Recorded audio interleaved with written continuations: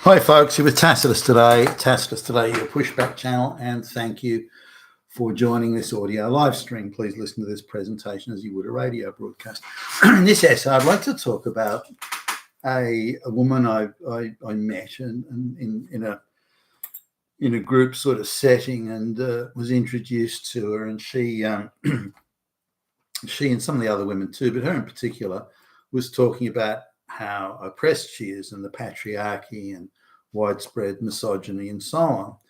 And she was clearly very angry, and I think she was in a hyper angry state. I think that's her natural state. She'd be late 30s, nothing much to look at, very well dressed, and expensive haircuts, that sort of thing. She comes from quite a wealthy family, and she's been to one of the best or most expensive girls' high schools in Australia, and sort of gets a pass into university where she lived a life of ease and luxury there. She was brought up in luxury. Her vacations from Australia were skiing at Aspen, and staying in beachfront hotels in Tahiti, and that's been her upbringing. So it's difficult to see where she's a victim here, but she insists nonetheless that she is. Now, using the family connections, which she concedes, by the way, using the family connections, she was gifted and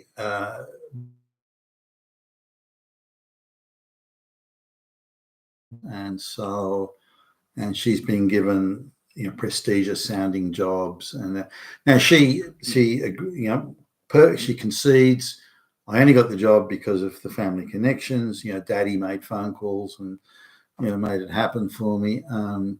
She also accepts that she's been getting affirmative action type gigs, in the financial industry generally, that she couldn't possibly have earned on merit. She even concedes that she's lazy and does no work, but she's the assistant deputy director of such and such of customer relations, or some some invented bullshit title of vice president or whatever it was. Now, I doubt there'd be any change in given her job. I assume she's getting somewhere between $300,000 and $500,000 a year, which she doesn't need anyway, given that she's got such a wealthy background. But her family has bought her quite a spacious apartment in one of the nicest postcodes in Australia, so she doesn't have to worry about cultural diversity and things like that. She's living in an area that's 99% white, zero crime, tree-lined streets. You can walk around at night without getting, robbed or beaten or murdered or something. So that's where she lives now. It's I'm sort of thinking, well, where you're so angry and you're so hyped up angry, where is this oppression that you seem to be talking about, this patriarchy and the misogyny and so on? So she concedes that she wouldn't have got the job on merit, and while she concedes the job's pretty much been invented just so somebody like her can be given an important sounding job, and she can see she does no work and gets paid handsomely for it. In spite of conceding all those things, she still says that she's a victim of the patriarchy. Okay, well, I'm intrigued now, because there are a lot of people in Australia that would, just her apartment alone would be $3.5 million, and she drives a $150,000 car, and she's got designer level clothes from head to toe, and she has her hair done once a week, and it ain't no a bargain basement just cuts or something like that. She's putting out the big bucks on that. So she's someone who can afford to live a very luxurious, carefree, doesn't have to worry about anything lifestyle. So it's hard to see where this oppression, the patriarchy, comes from. Well, she starts off by, and I had to be a little careful here, given how angry she is, and you're just a member of the patriarchy. So I had to smile and sort of take it on the chin while I tried to get it out of her. So she didn't want to go to this expensive private school. girls' school, but daddy insisted she go, and daddy paid for it. I paid big bucks too. She considers that the first act of oppression against her. She had a friend or someone who went to a different school, a lowbrow school or a government school. Daddy wouldn't hear of it, and no, you're going to this expensive girls' private school. Now I mentioned, okay, well, your friend but I don't know, would you really classify that as oppression? Just think about all the girls that you met there, and how all of them are also getting privileged positions in business and industry and government and so on. So, for example, if you wanted a job or fix up a job for a relative or a child, if you wanted to, you know who you can call. These people from these elite schools, they keep social clubs and keep tabs on where all of their former alumni have gone, and they can just pick up the phone and arrange employment for anyone at any time they want to. This is the power these groups have. So I think, don't you think that is worth something? Just the connections you made, the people you know, the fact that if you needed to, you could call them up at any time and get a job, and it wouldn't be a job sweeping the floor or working on the checkout at the grocery store. I mean, they find you a prestigious office job on big bucks. Don't you think that has some value? And I suppose, but you sound like my father, and don't you think that has? So she reluctantly concedes maybe it did. So again, where is this patriarchy and the oppression? The father decides to send her to a good, expensive school that has got a set up for life with top of the town connections all over Australia. I mean, that's a bad thing. That's oppression. Surely not. So she goes on and complains that in the workplace, the male managers don't show her respect. And she wants respect, and she wants respect upon respect, not just throwaway lines, but she wants to know she is respected. And well, why would they respect you? At your own admission, you've got the job on family contacts and connections. Also, at your own admission, you've got an affirmative action gig where you don't have to do any work. Also, at your own admission, you're not qualified to even be in the building, let alone be doing that job. You also admit that you're being paid big bucks for doing nothing. So again, where is this oppression? Where is this patriarchy that we're talking about here? It seems like they're shoveling every gift they can at you. But she waves that away and says, no, it's a matter of respect. They treat me as a woman. They don't treat me as a professional, but you're not a professional. You're just a flunky who got gifted an affirmative action. I didn't say that, by the way, but intimated this.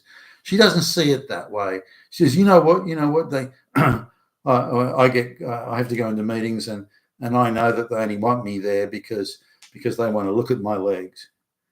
What? The men are calling you in to the meeting. So what are you doing? I mean, are you pole dancing on the desk or something? I mean, what are you doing exactly? I assume like everyone else in the room, you're sitting down. Oh, well, it doesn't matter. The guys next to me are looking at my legs. What, they would call you into a meeting? So now I'm looking at it as, I wouldn't rate her as the ugliest thing that I ever saw, but if you were looking for an unattractive woman, and you were looking for a first prize for an unattractive woman, you would definitely consider her as a possibility for that. In terms of looking at her legs, from what I saw, she had spindly matchstick legs with absolutely no shape or tone in them at all. And I can't imagine any man wanting to look at those sort of legs, but maybe they do. I don't know. Not that I would think. So I said, well, what do you do? Are you wearing an unusually short dress or something? How does the legs even factor into anything? And I'm thinking, I just don't believe it. I'm thinking to myself, she said, oh no, I don't, but I make sure that I wear not skirts but dresses, so I can lift up my shoulders, and that makes the dress come up, and then that's every time I go and see my boss, I'm walking around, or I leave my boss's office and like that, I lift up my dress, using her shoulders, so he can see my legs, because I know he wants to look at them. And I'm thinking to myself, no, he doesn't. And if he does want to look at legs like yours, he's got to be pretty desperate. Maybe he is. I don't know. I mean, maybe he's a guy who's 90 years old and he thinks the sight of any female flesh is enough to drive him crazy. I don't know, but I can't see it. And I just don't. But I think that exists purely in her fantasy world. So as we go through it, this supposed oppression and misogyny, patriarchy, it comes down to the men aren't showing her enough respect, but she doesn't define like what level of respect would be enough. Oh, I don't know. She can't say. She can't define it.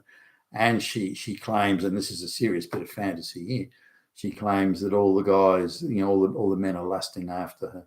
They all want to fuck her, and they all want to look at her legs, and they all want, this. They only get her to come into meetings so they can ogle at her feminine flesh. And I'm thinking that's bullshit. That is definitely not the case here. There is no way men are calling you into meeting to ogle her. It's just not happening. So this is the fantasy world that she lives in, and so trying to sort of get to the bottom of it, I can't. So she is definitely not oppressed. She's a very privileged woman living in one of the wealthiest postcodes in Australia, in luxurious things. Doesn't have to worry about money ever.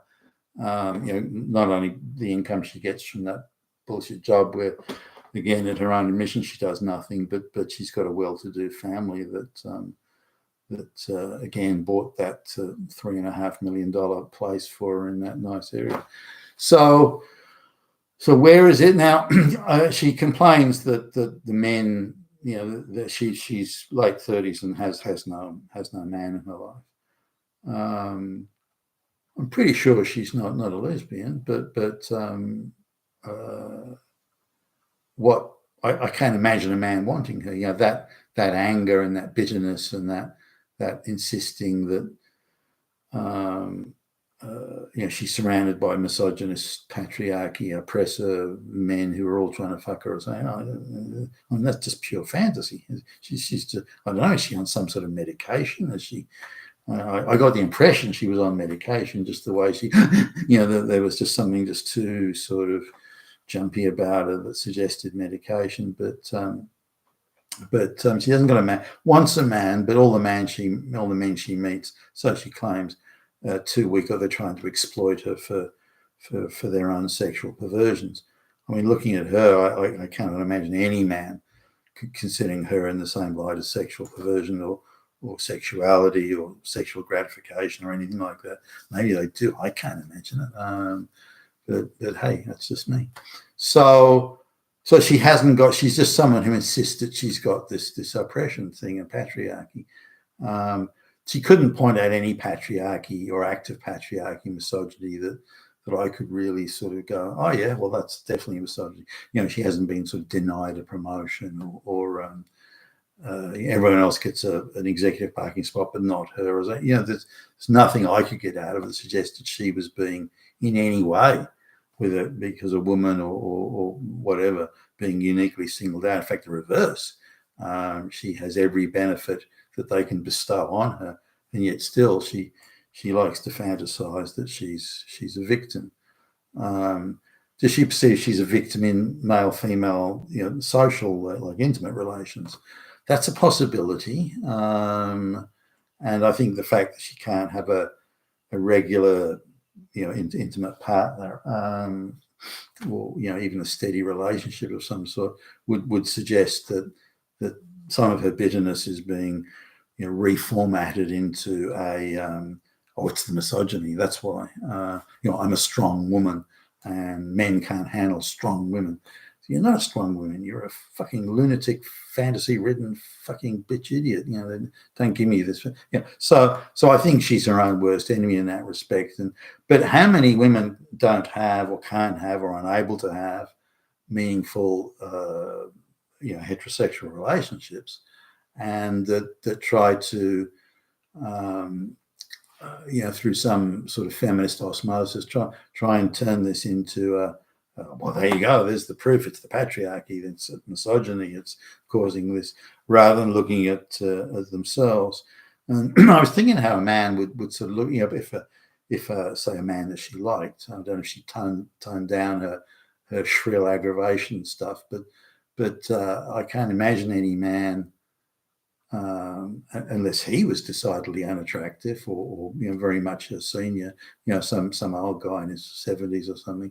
He probably thinks she's beautiful because she's like 30 years younger.